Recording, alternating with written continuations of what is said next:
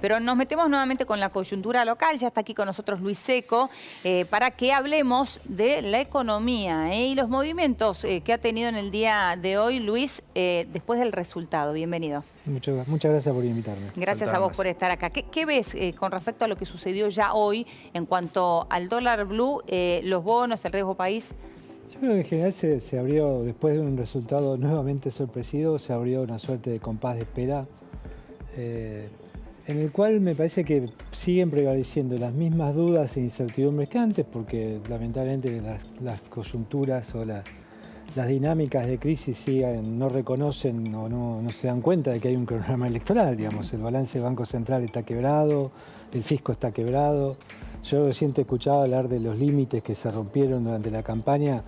La verdad que fue bastante hostil, como dice Milei, en términos de jugar con el buen nombre de las personas. Pero el que rompió más límites fue Massa. O sea, puso en juego la vida de muchos argentinos en términos de jugar con la economía como jugó, ¿no?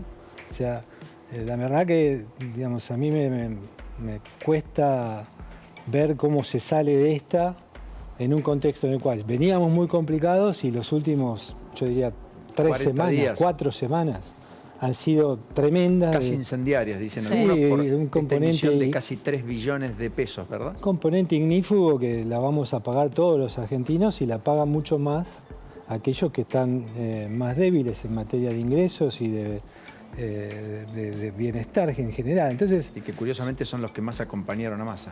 Sí, tendremos que ver bien el voto, pero uno mira el mapa de Argentina y parece ser casi que se cae de Maduro, que fue así. Y entonces yo digo, cuidado que, digamos, la coyuntura de esa crítica no cambió por el resultado electoral. Gane quien gane, tiene que administrarla o tiene que resolverla. Y ahí es donde se agrega, me parece, se agrega un componente adicional de incertidumbre bastante importante, que es Milei era una gran duda en términos de gobernabilidad y contenido de sus políticas. Massa aporta un poco más de gobernabilidad, uno cree que, bueno, demostró, es un político profesional, tiene capacidad para construir gobernabilidad, pero tenemos un problema. ¿Vos sabés cuál es el programa de Massa? De gobierno, digo, no de acá hasta... No tenemos la menor idea. Entonces, tenemos por delante una segunda vuelta con 2 candidatos que no tenemos la menor idea de lo que va a hacer. Entonces uno dice, bueno, mira, Massa puede llegar a... El mercado no le creyó, ¿no? Porque hoy el resto de los activos de riesgo argentino, olvídate del peso por un momento, digamos... No, pero además hay un tema, la gobernabilidad también... Hay que poner en discusión si es garante de gobernabilidad, porque el fin de semana se vieron imágenes de un país que no tenía cierta gobernabilidad. Era gente que se adelantaba a hacer compras por lo que venía mañana. Claro. Era gente que fue a llenar los tanques de nafta con razón, porque hoy aumentó la nafta 4 o 5% de IPF promedio, pero en algunas estaciones de Action y Shell hay un 15% de aumento hoy. Tenés, efectivamente, además comprabas electrodomésticos, acopiabas bienes Sí, pero durables. creo que todo eso sucedía porque creían que hoy se venía una devaluación oficial. Es que realmente está pasando porque, digamos, no está pasando la oficial, claro, pero tenemos una devaluación continua. Sí, todo el tiempo y a todo momento. No, el tema es que hoy hay una dinámica, una inercia, para poner el nombre correcto, inflacionaria que no encuentra ningún ancla. O sea, no hay nada que esté afectando las expectativas de una manera tal que vos digas, bueno, no va a hacer falta... corregir los precios relativos, no va a hacer falta un salto cambiario, no va a hacer falta seguir corrigiendo los precios de las variables más atrasadas, tarifas, combustibles. Entonces, como todos sabemos que eso hace falta, la pregunta que nos hacemos es cómo van a ser, ya sea Milei o Massa, quien resulte electo. Y ahí uno puede decir, bueno, yo tiendo a compartir tu diagnóstico, Paulino, y uno puede decir, bueno, por ahí Massa sorprende, ¿no? O sea, hay un giro ortodoxo. Él mismo, viste que dijo hoy... cuidar las reservas, el equilibrio fiscal. Ahora, lo viene diciendo desde antes también y no vemos nada de eso. Y uno se pregunta, ¿qué reservas vas a cuidar si no hay? ¿Qué equilibrio fiscal? Mirá, en términos fiscales, por ejemplo, Argentina de este año tiene un déficit fiscal que ahora empieza con 3 pisos, 3 puntos del PBI o más. Y para el año que viene, 5 puntos del PBI o más. ¿Cómo se va a financiar Argentina 5 puntos de déficit fiscal? Igual nada de eso, perdón Luis, nada de eso lo vamos a saber ahora hasta después de la elección, porque ahora se prolonga la agonía porque lo que quieren es ganar. Está bien, Eleonora, pero eso ¿qué implica? Implica continuar con esta incertidumbre por un mes al menos, y a mí se me ocurre por ahí por 2 meses, porque tal vez no lo conozcamos sino hasta el 10 de diciembre, gane quien gane. Claro. Y entonces esa incertidumbre, vos sabés que para el mercado siempre es mejor lo malo que lo desconocido. Decímelo ahora. Sí. Claro. Entonces la incertidumbre llega a un punto que vos cómo la administrás, como dice Paulino, te cubrís, buscás la forma de cuidar tu poco o mucho patrimonio, cada uno cuida lo que tiene, si uno tiene mercadería, cuida mercadería, otro cuida los dólares o cuida lo que tiene. Entonces digo, me parece que estamos en un terreno en el cual a un contexto incierto se sumó una dosis de incertidumbre más, que es que implicaría un Massa presidente. Y la verdad que yo creo que eso es un conjunto, si ponemos una lista acá, uno dice, bueno, más de lo mismo. Para que más de lo mismo por ahí no aguanta, digamos, ¿no? O sea, yo creo que el ajuste que requiere Argentina es inexorable. La duda es si ese cambio de régimen es viable. Sí, y hay un elemento, además, la composición de poder obliga más a ser distinto, así no quiera. Porque habrá 10 gobernadores de Juntos, porque hay gobernadores de movimientos provinciales que van a tener su cuota parte de poder, porque Yarlora Llora va a querer ser un líder del peronismo del futuro, no necesariamente ser alguien que esté debajo del liderazgo de Massa, el gobernador de Córdoba. Y porque el Congreso está totalmente, quedó ya totalmente fracturado y van a necesitar unos de otros. Sí, aunque las mayorías siguen estando en la primera minoría dentro del oficialismo nacional. Sí, pero que no alcanza. Que no alcanzarían salvo los acuerdos con otras fuerzas o las fuerzas provinciales. En el Senado, por ejemplo, podrían seguir con la dinámica de hoy si se abroquelan. Beretilneca ha dado respaldos explícitos, con lo cual podrían llegar a la mitad más uno. Está bien, pero ahí igualmente hay que preguntarse si esa mitad más uno, que el papel resiste cualquier cosa, uno hace el cuento, la cuentita y da, después cuando vos le ponés de por medio un proyecto, si vamos a ver si se junta o no, porque el tema es que vos necesitas... Argentina, pero vos no, nosotros, los argentinos, la Argentina necesita un cambio de régimen económico. Y a mí me parece que el punto central es que vos tenés 2 candidatos ahora ya definidos que no te garantizan que vamos hacia ese cambio de régimen económico. Uno por incapacidad, si querés, de crear gobernabilidad, Milei, aunque tal vez lo quiera hacer, y otro que no sé si lo tiene en la agenda. Claro, entonces, hasta ahora es un misterio. Muy interesante. Luis, ¿nos aguantás un minuto que lo vamos a sumar también a Pablo Fernández Blanco, que está en la redacción? Pablo, ¿cómo estás? Buenas tardes.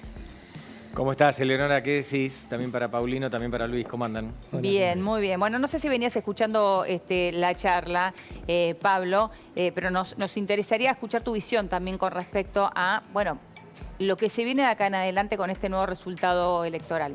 En términos económicos, ¿no? Por supuesto. Sí, venía escuchando, parcialmente venía escuchando la conversación, me sumé tarde, pero creo que te puedo responder la pregunta. Yo lo dividiría en 2 etapas. Por un lado, la realidad económica que vamos a tener los argentinos de acá hasta el balotaje, así se dice, y después del balotaje o desde el 10 de diciembre en adelante. De acá al balotaje, bueno, el que tiene la lapicera, el que maneja todo es Sergio Massa, y la verdad es que yo no tengo ningún motivo para pensar que va a ser algo distinto a lo que hizo en el último tiempo y le terminó redundando en una victoria política importante, con lo cual realmente ahí no hay novedad. Sí es cierto que va a continuar la presión devaluatoria, creo que eso se ve.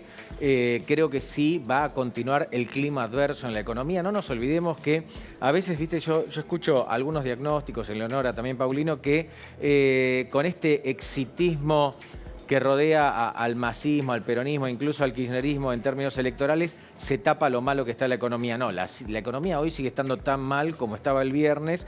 Me refiero al viernes último, tiene un enorme nivel de pobreza, por encima del 40%, una inflación realmente muy, muy peligrosa, y la falta de dólares que tenías el viernes, hoy lunes la seguís teniendo, y eso se ve en todos los indicadores. Con lo cual va a seguir un deterioro controlado, paulatino, cada vez peor, pero si querés en una atmósfera controlada.